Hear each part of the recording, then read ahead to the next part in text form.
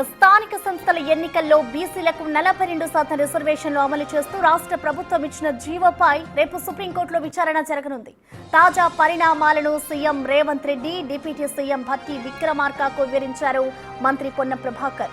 అనంతరం PCC chief Mahesh Kumar Goud, deputy CM Bhatti Vikramarka, మంత్రులు పొన్నం ప్రభాకర్, వాకిటి శ్రీహరిలు, ఏఐసీసీ ఇన్ఛార్జ్ మీనాక్షి నటరాజన్తో సమావేశమై బీసీలకు 42% రిజర్వేషన్లపై సుప్రీంకోర్టుకు వెళ్లిన అంశాలు, తాజాగా జరుగుతున్న పరిణామాలను వివరించారు.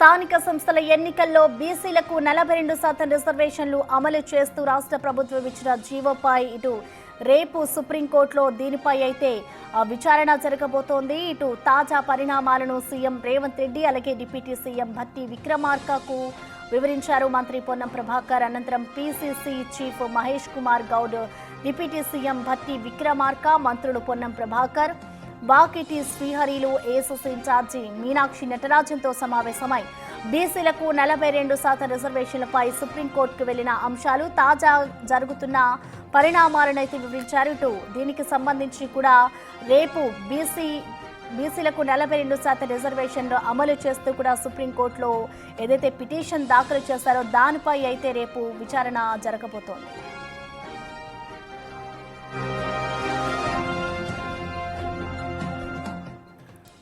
ఇక రేపు జరగబోయే విచారణకి సంబంధించిన పూర్తి డీటెయిల్స్ ని మా ప్రతినిధి హేమ అందిస్తారు. హేమ,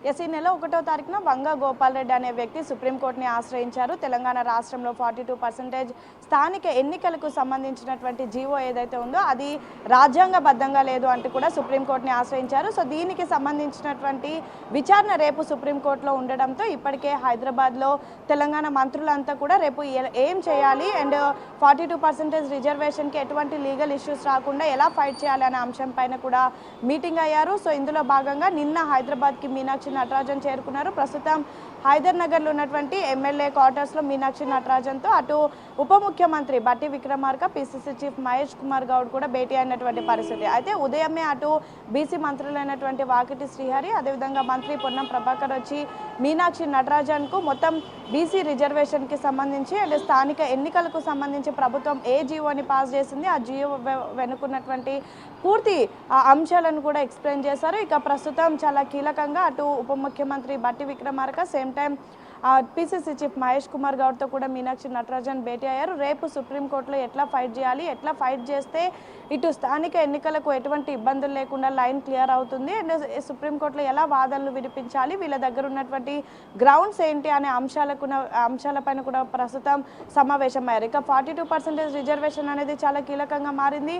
కామారెడ్డి వేదికగా రాహుల్ గాంధీ ఎప్పుడైతే ఎన్నికల ప్రచారంలో భాగంగా తెలంగాణ రాష్ట్రంలో కాంగ్రెస్ ప్రభుత్వం ఏర్పడితే కులగణన చేస్తాము, మీరెంత ఉంటారు మీకంతా అంటూ కూడా ఒక డిక్లరేషన్ని పాస్ చేశారు. సో తెలంగాణ రాష్ట్రంలో కాంగ్రెస్ ఏర్పడిన తర్వాత ఎంతో ప్రతిష్టాత్మకంగా కులగణన చేశారు. అనంతరం బీసీలు 42% ఉన్నారు అని తేలింది. సో 42%తో ప్రస్తుతం స్థానిక ఎన్నికలు వస్తున్నాయి, దానికి వెళ్ళాలి అంటూ కూడా భావించినటువంటి కాంగ్రెస్కి కేంద్రం నుంచి ఎటువంటి స్పందన రాలేదు. సేమ్ టైం గవర్నర్ దగ్గర కూడా వెళ్ళినప్పుడు గవర్నర్ నుంచి కూడా స్పందన రాలేదు. సో ఈ నేపథ్యంలో తామే ఒక జీవోని తయారు చేసి ఆ జీవో ప్రకారం స్థానిక ఎన్నికలకు వెళ్ళాలి అంటూ కూడా జీవోని పాస్ చేశారు. మరికొద్ది రోజుల్లో స్థానిక ఎన్నికలు కూడా రానున్నాయి.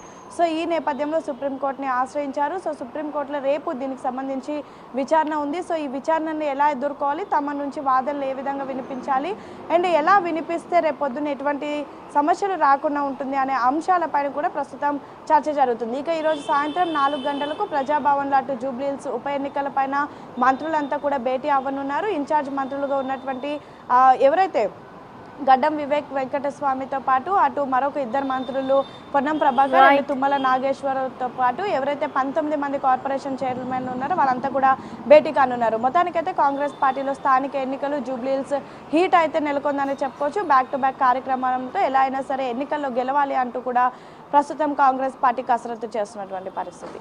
Thank you Hema.